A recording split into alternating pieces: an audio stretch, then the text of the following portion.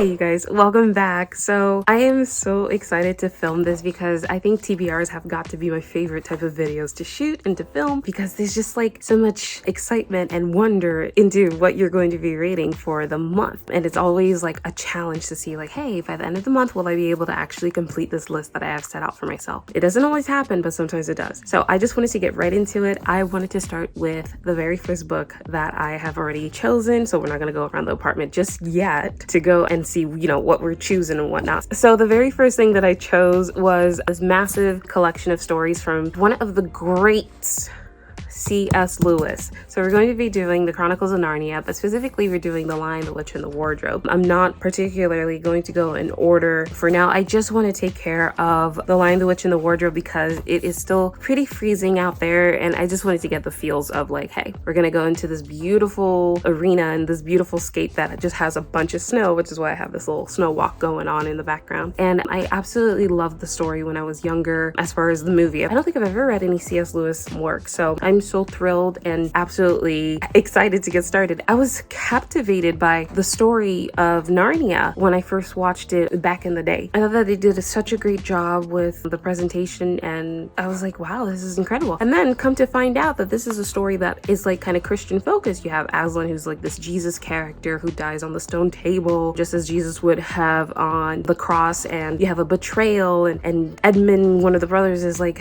considered, I believe, Judas, and it's just a whole parallel to kind of like Christian like stories. He is one of the greatest Christian writers out there. A lot of people already know this, and he just is the pinnacle and the most like captivating writer for children's literature. I am so excited to get into this. And one of the videos I do have planned for the month is to do like a Narnia kind of a, I don't even know how long this is going to be, a Narnia type of video along with another book because I need to kind of combine my videos together. Let's see here. Okay. So yeah, Narnia is from page 107 to 199. That's literally a short little story there. So I'm going to try to make Turkish delight. I was able to, you know, get some ingredients for that. So that'll be something that we're gonna try to take care of for the rest of the month, one of the videos that we have. And then the other story that I have, it is behind me because I put it back after I finished Romeo and Juliet. And as you know, if you've seen my other videos, I absolutely love that story. Shakespeare is getting me. Shakespeare in love a little bit. Yeah, so the next story, it is going to be something from William Shakespeare because I did set out a 2022 reading goal to try to get to at least 6 Shakespearean plays, 3 that I've actually read before and then 3 that I have not. So I'm so thrilled about that. Okay, so William Shakespeare. The story that we're going to be doing this month is going to be Julius Caesar. I want to say Hamlet every single time, but it's going to be Julius Caesar. And of course, Julius Caesar has to do with all of this conniving plotting, and it has political drama and war and civil war and just betrayal. So it's absolutely a tragedy. It really mostly, I think, focuses on the story of Brutus, even though it is the title, it says Julius Caesar. I think Brutus just kind of like plots against Caesar with Cassius to get rid of him and assassinate him. So there's just a whole story in there that I'm like, my mature brain is ready to take that in. I am so excited to like revisit the story. I have read it in high school again by the same actual teacher that, you know, had us read Romeo and Juliet and The Taming of the Shrew and Macbeth, and A Knight's Tale is not, you know, a story for Shakespeare, but still that kind of a teacher. She was fun, tough, but fun, kind of. She was obsessed, you guys, with Mel Gibson. She used to have like Mel Gibson posters all over her class. I was like, lady, he's pretty cool. He is pretty cool. His movies are quite epic. Braveheart and the sort. Anywho's, yeah, so we're gonna be doing William Shakespeare again. I can't wait to get into this. I'm actually loving plays, and that's another thing that I can quickly talk to you about since we're still here before we start moving around the apartment looking and hunting for different gorgeous and exciting reads for this month. I'm gonna put it right here, but I am going to be doing A Raisin in the Sun. Yes, I'm trying to quickly move before the radiator comes on because I absolutely detest that it messes with the audio. Yeah, so we're doing A Raisin in the Sun by Lorraine Hansberry, and this is just such a moving play. It's a moving story about this family's adventure in a sense. It's not really like an adventure. I'm just saying like the series of events that do happen where they're living in the south side, I think of Chicago, if I'm not mistaken. And it has to do with an inheritance that has to be paid out because a parent or a father has died. And it deals with, of course, racism and housing discrimination, so redlining, things of that sort. And just the whole like interaction of how that plays with the different relationships you have in the household. I loved that story. It is so like passionate and like it just feels the way it fills me up like for that particular story. I just see like the colors that I could explain it or how I could explain it to anybody. It's like it's just so warm and comforting and this is a while ago so I can't really recall all the details, but the last time I did read that it was just so warm and comforting and it felt like sugar plum violets bursting with deep purples and juice and just I just love it. I love it. And of course Lorraine is one of those, you know, writers and poets and authors who have, you know, kind of gone down in history and of course impacted culture. She is absolutely one of the pioneers of Black culture writing and has influenced culture in general. I think that the play comes from, oh my gosh, I hear the radiator. Let's quickly go. I think the play comes from Langston Hughes' Harlem, and I love how simple that poem was by him as well. It is just so absolutely gorgeous. So it's basically about a dream deferred. I think the first line was, what happens to a dream deferred? What happens to a dream deferred? Does it dry up like a raisin in the sun, or fester like a sore and then run? Does it stink like rotten meat, or crust and sugar over like a syrupy sweet? Maybe it just sags like a heavy load, or does it explode? Yeah, that's Harlem by Langston Hughes. Now let's go ahead and start looking in the apartment to see what else we want to read. I don't know. If you have a suggestion for me to read, I know obviously I can always make amendments and add and reduce and, you know, expand or decrease my list, but I would love to get a recommendation from somebody in the comments below. And I think if I'm able to get my hands on that story, I will definitely try to read it. I'm trying to see if I can get my first subscriber type of recommendation and, you know, I'll read what you tell me to. I sure will. Just don't make it too crazy now. Because although February was a nice short month, I think I was able to do quite a lot with it. I read quite a few books as you saw in my wrap up. So yeah, I'm so excited. I always try to film these TBRs when it's nice and sunny and bright, and I'm just so excited to just start a fresh new month of reading. Let's get the heck out of here. It's starting. I kind of can't wait till spring comes around, the emergence of spring, because I'm like, it's a battle to honestly film with the sun because it goes away so darn fast and you feel like, I don't want to be filming at night all the time, you know? I want to be able to get some nice, beautiful, bright shots, and the camera always works best when the sun is out. The sun is also a star. Like, what? That made no sense. But oh my gosh, you guys, I completely forgot. Since it's March, we have to do March Mystery Madness, so I'm absolutely going to join in on that fun. We might do 1 or 2 mysteries. I think The Last Camellia might be on the docket, but most definitely Murder on the Orient Express by the Queen of Crime, the Queen of Mystery and investigative detective type of stories, of course, Agatha Christie. The first time I ever heard of Agatha Christie, oh my gosh, it was from my mom. I just, you know, that's just where I heard it from. I was like, oh my gosh, she knows just about everything. And whenever you hear certain things from your parents, you think for some reason that the person actually knows, your parent knows the person that they're talking about. I'm like, yeah, like that's a family friend, Agatha Christie. I mean, she says it with her nice French accent and whatnot, so it makes it seem even more real. Like, you know, like for example, if she was to say the World Health Organization in French, what it stands for, okay, it sounds like, hey, you've actually worked there before, you know people who work there. It's just, I don't know if that ever happens to children. It's like your parent says something, especially if it's in a different tongue than English. Maybe it even works for English speakers, but yeah, it's like, it's as if they know for some reason. It just like solidifies it even more so because it's like, oh, this is official. She wouldn't be saying this in French if she like didn't know for real this person. So Agatha Christie.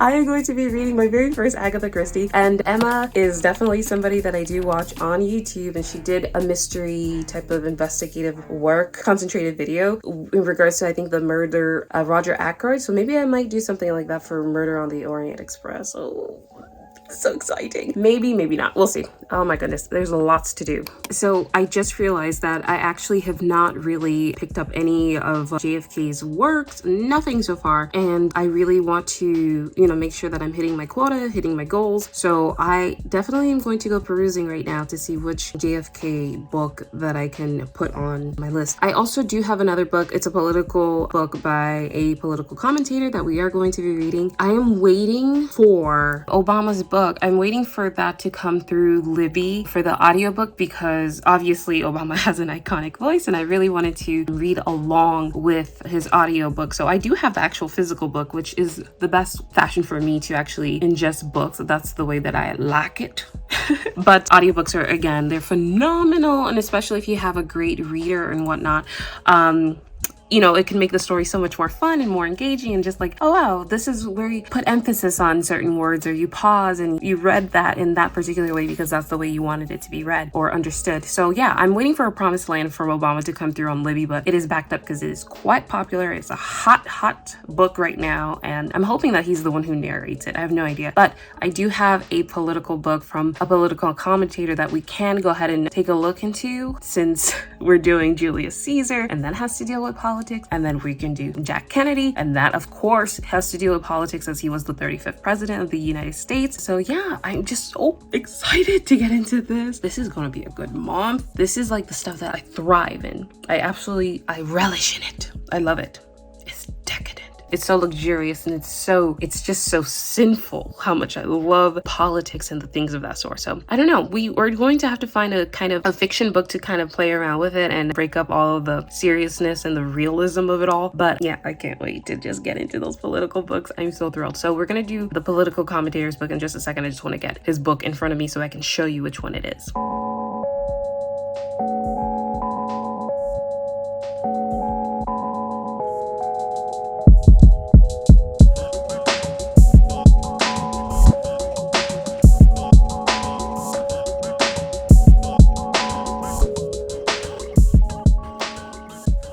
So I have this option here, the CIA, Vietnam, and the plot to assassinate JFK. I have another one, the plot that killed Kennedy. I have this other one here, down here, that says Remembering Jack. So, I don't know. Hey, that's kind of alphabetical, isn't it? L-O-W-E and L-O-W-E. That wasn't even supposed to happen. Yeah, green lights is supposed to go here, but I haven't had time to just put it back in there. That was a fun time. You remember that?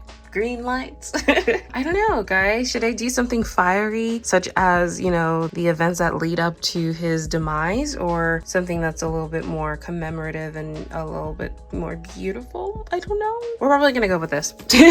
And do you remember, well, I haven't actually posted that video yet. That'll come in the summertime, but let me go ahead and get the camera back on me and I'll tell you guys about this. Yeah, so Remembering Jack. This book is, I think, a good amount of pictures and some commentary here and there, but I think the intro, it's done by his nephew Robert Kennedy Jr., who is, he's in the realm of politics, and he's pretty famous and popular for some controversial reasons sometimes. But yeah, he's the one who is RFK's son, and again, John F. Kennedy's nephew, and he has this like vocal disorder where you get like these muscle spasm in your like larynx or your voice box, something of the sort. I think it's called spasmodic dysphonia. That's what I would call it. But yeah, I can't wait to get into this. So this is a thick baby. I could bench press with it. But yeah, I'm so excited to do this one. Oh wow, it's mainly a lot of pictures. I'm gonna do a quick little flippy through so you guys can see.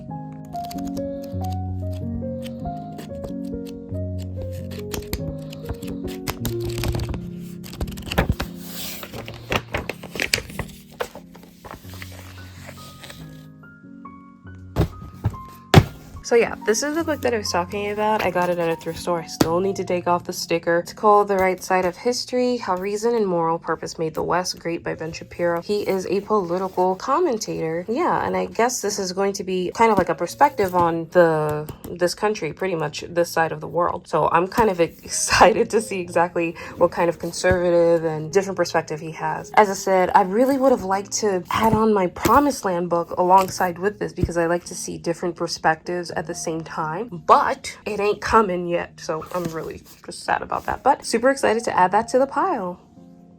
So one of the last books that I was trying to get on my list, it is down here in this pile of books. Yes, that is Cersei. I didn't want you to see that, but that'll come in a future book haul. But yeah, there's like a whole pile of books that I was able to actually get from, the thrift store, because that's the main way that I actually get all my books, because it's so darn discounted. You could get like literally like a good 50 books that are like hardcover and are in decent conditions for like 80 bucks. That's a steal. You know what I mean? So I have done a couple of trips in the past. I totally have slowed down because I'm sorry, I'm shaking so much. Shaking like crazy. I've totally slowed down because, you don't want to overrun your life with 1,000,001 books, especially now that I am engaged more with Libby. So yeah, that book is actually right here. So I'm going to quickly grab that right there. Yeah. Oh, I grabbed a different book. Is this telling me something? Maybe I should read Upton Sinclair's The Jungle. I heard that this book doesn't make me want to eat meat. That's what I've heard in the past. Like in school, people are like,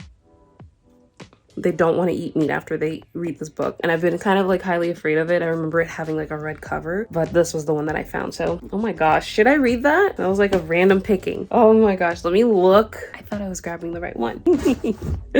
Okay, this is it. It's Irish Fairy and Folktales. Fairy and Folk. So this is by W.B. Yates. Let's take a sit down and see what's going on with this book. Okay, so you know what? I decided, because I touched the book and it came out, we're gonna do Upton Sinclair's The Jungle. That was just a random pick, and I am just very curious now to get this done. Let's see, it's about 373 pages. Yeah, 373 pages. So I think this might be his most famous work, The Jungle. He has other things here. It says The Metropolis, King Coal, Oil, a novel, World's End, Between Two Worlds, etc., etc. So we're gonna do this one. So it says here, The Jungle is the quintessential muckraking novel. Upton Sinclair's The Jungle changed the course of history. My goodness. With its gruesomely detailed picture of the meatpacking industry, the book prompted the immediate passage of the Pure Food and Drug Act, caused a drop in Americans' consumption of meat, and launched Sinclair's long career as a champion of the working class. The book introduces us to Julius Rudkus, a Lithuanian peasant who brings his family to America in search for a better life. Rudkus believes that with his strong back, his powerful arms, and determined spirit, he can make his way in America. He soon finds himself in the urban jungle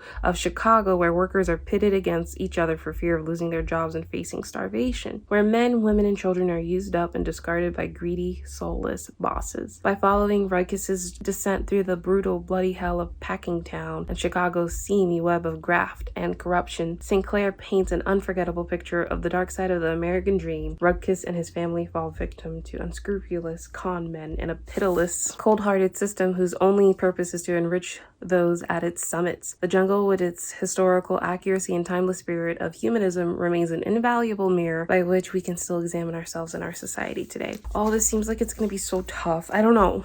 There's always things falling out of my books. Especially with thrifted books. I just found this thing through some kind of like music arcade in New York. I don't know. I'm leaving it. That's rough. That's really rough, right? Oh God.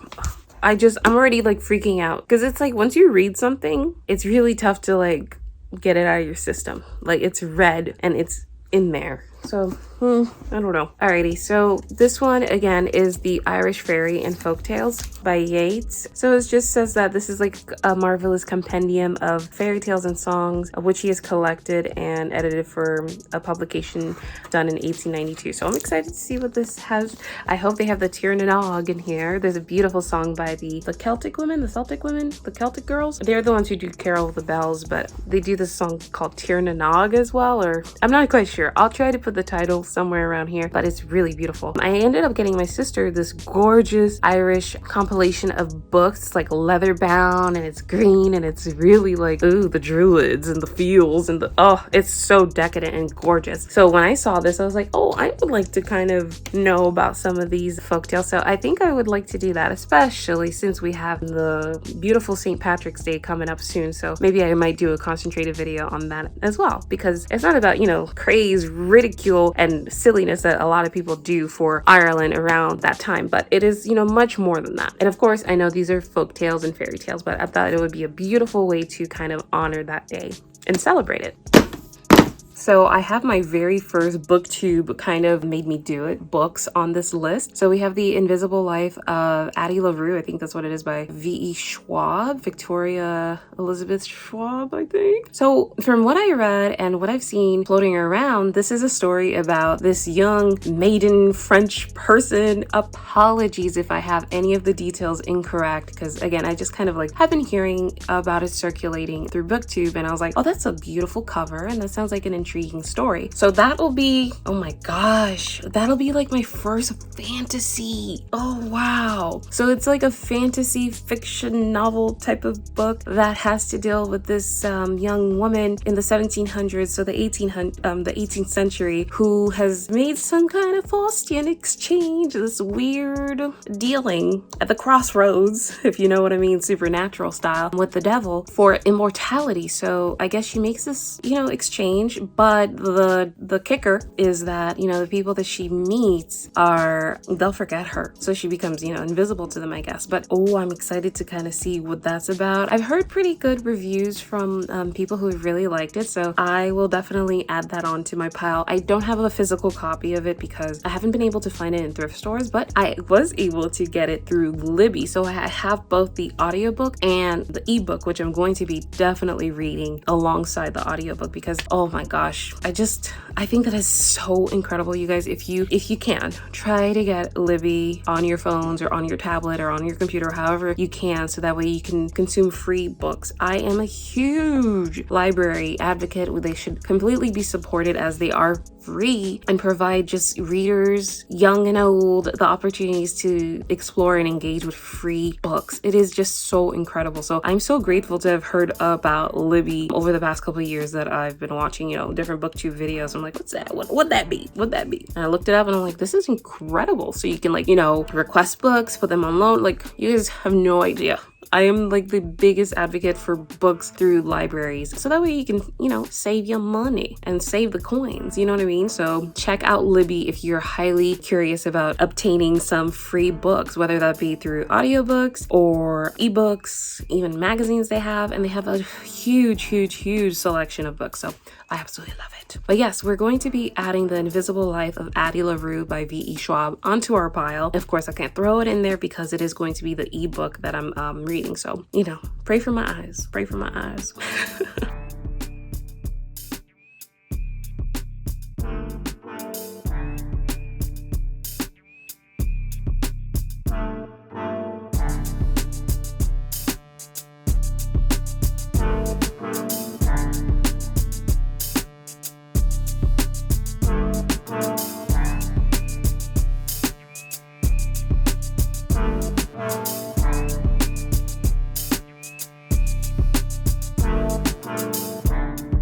Okay guys, so I'm so excited to share with you the final numbers and my final picks for the month. I do have a little notepad here just to kind of keep me organized and whatnot. So it's a big list. It's actually the biggest list this year with about 16 books. So it is a long month and we're going to see what we can tackle. And again, if we can't get to it, there's not going to be a whole debacle about it. It's not a problem. So let's just get right into it. We have the very first one, which is The Chronicles of Narnia. Yes, so The Chronicles of Narnia, The Lion, the Witch, and the Wardrobe. This is the one that I'm going to be focusing on. Again, this one has a Christian-centered message with Aslan and the children and just this whole adventure that takes place in Narnia, this fictional place, of course. Don't you wish it was real?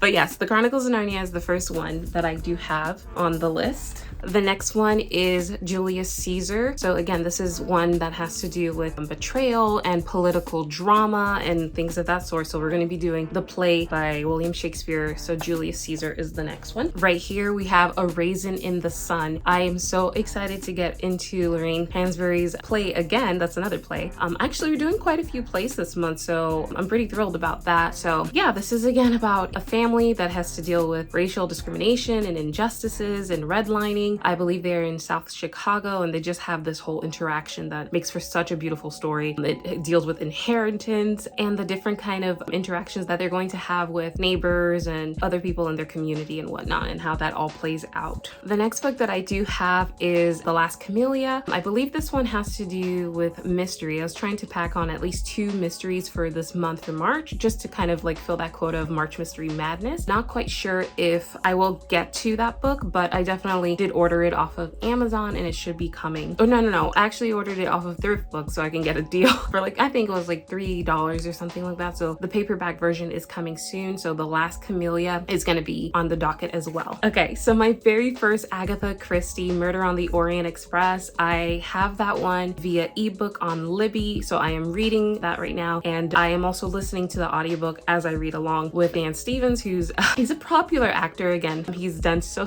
many works. Look him up. I really do like his narration, but I was a little confused at first because he started using like a sinister type of sneaky voice for Monsieur Poirot, who's one of the characters, and I found out that he's actually the detective. So I had suspected him because he has a sly voice that he was using for Monsieur Poirot. I was like, who? I suspect you. And I'm like, come to find out, he's like leading the investigation and trying to find out who on the train conducted this murder. So I've already started Murder on the Orient Express by Agatha Christie. I'm so excited to just continue. I'm trying to solve it before I get to the actual reveal, but you know how that goes. It's like a lot of characters to keep track of. Our next book for this month is Jacques. This one I believe should be quite a fast read, just like sometimes the comic books or the Anatomy of a Metahuman that I did a couple months back. Yeah, because this is like really a book mainly on photography. So this is somewhat of a political book, a commemoration book, and it gives us little details and little excerpts here and there about the 35th president who was assassinated in 1963. So I'm really curious to see what kind of published works and photos that they have in this book. I can't wait to get into that because he really is just maybe not the best president, not by any means, because his first year in office, we had the debacle of the Bay of Pigs invasion in Cuba, and there's the missile crisis, and of course, racial wars within the country, within the United States. So a lot to handle, but obviously a magnetic and charismatic president. And he still to this day, I think a lot of people find him quite intriguing and interesting. And, he's a flawed person, obviously flawed man, flawed president.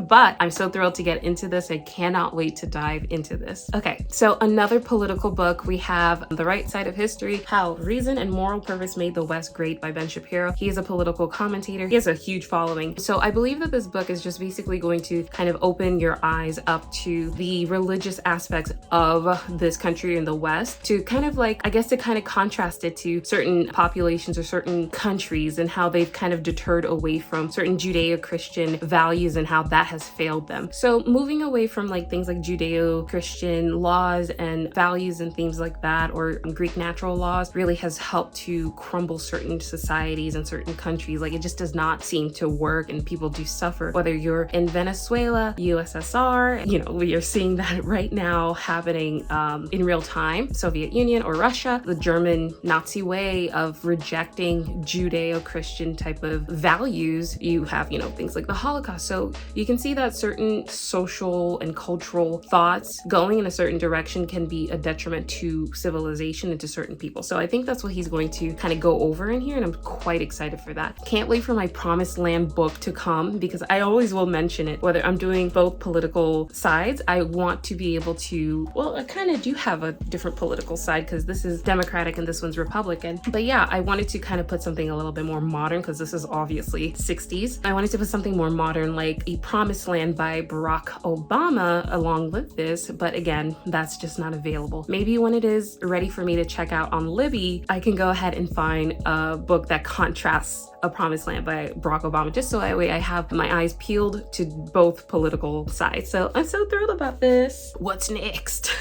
What's next? Another one that's going to be popped up right here. We have The Invisible Life of Addie LaRue. Again, this is somebody who has made a deal with the devil, some kind of Faustian exchange where they get immortality. And unfortunately, every interaction this person has seems to be fleeting. It is not permanent. This person just becomes invisible. People forget her, I think. So that's going to be really interesting. And I'll definitely make a whole video out of that, along with a couple other books, of course. Our next book is The Jungle by Upton Sinclair. This book just kind of shows you how the meatpacking industry really works. It follows this Lithuanian immigrant, I believe. Yeah, this Lithuanian peasant who brings over his family to, I think, America, Chicago area. And yeah, we're just going to take a look-see into this. This is going to be gruesome and tough for me to read for sure. I hope it is.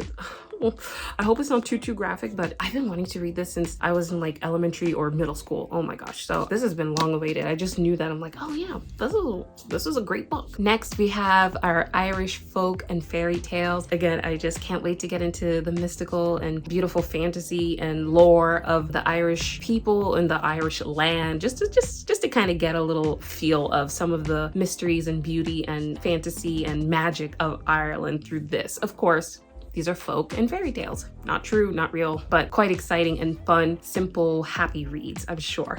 Right here, I also got in through Libby, the ebook of A Streetcar Named Desire. As you guys know, that one was made into a movie starring Marlon Brando and I think Vivian something, if I'm not mistaken. But yeah, I just am so curious about this. This is about how this sister and husband duo comes to live with this girl who's down on her luck. She's like having credit issues and I don't know quite much else about it, but I know that it is a play by Tennessee Williams, I think, and I'm ready to just jump into that, you know? Another one that is through Libby, the ebook that I will be doing is My Grandfather Would Have Shot Me. I think this is a book done in the perspective of a Black woman who had a Nazi grandfather, so I will leave it at that. I really don't know what else it is about, but you can tell that this is going to be definitely jarring, and that makes for an interesting story for sure. I'm going to try to put in the classic of A Tale of Two Cities. I just haven't opened the box, but I got a beautiful leather bound copy. I think you guys will see me open it up in an upcoming video. But A Tale of Two Cities by the one and the only Charles Dickens, Chuck Dickens. Like, I hate when people do that, when people like sometimes like nickname people as if they know them, you know, as if they're familiar and they have a personal connection, like Tony Fauci or Chuck Manson, like Jeff Dahmer.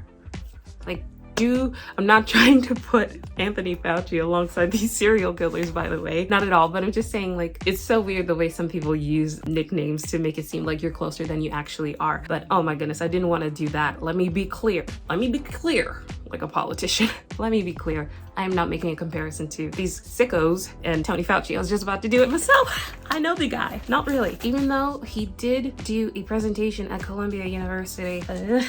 We're gonna let it go. Anyway, I think that's really funny. So A Tale of Two Cities, I think it's by, oh, I forget the two cities, Paris, France, and somewhere else, England maybe? I'm not quite sure, but it's a classic and I'm trying to see if I can get into that as well. I know it's a great like piece of literature. Anything by Charles Dickens is going to be amazing. I'm going to also continue Harry Potter and the Sorcerer's Stone. We're on the 6th chapter, past Diagon Alley. So that's coming up as well for the month of March. We have a very popular and hyped book, The Seven Husbands of Evelyn Hugo by Taylor Jenkins Reid. I'm just going to read it right off of Wikipedia, you guys. So The Seven Husbands of Evelyn Hugo, I'll pop that up again right there. It's a historical fiction novel by American author Taylor Jenkins Reid, and it was published in 2017. The novel tells the story of a fictional old Hollywood star, Evelyn Hugo, who at age 79 gives a final interview to an unknown journalist, Monique Grant. So according to Reid, who's the author, Evelyn is loosely based in part on actresses Elizabeth Taylor, who was married 8 times to 7 different husbands, 7 different men, and Ava Gardner, who revealed the secrets of her life to a journalist who published them in some kind of, I guess, work that says Ava Gardner, The Secret Conversations. And the author also said that Rita Hayworth,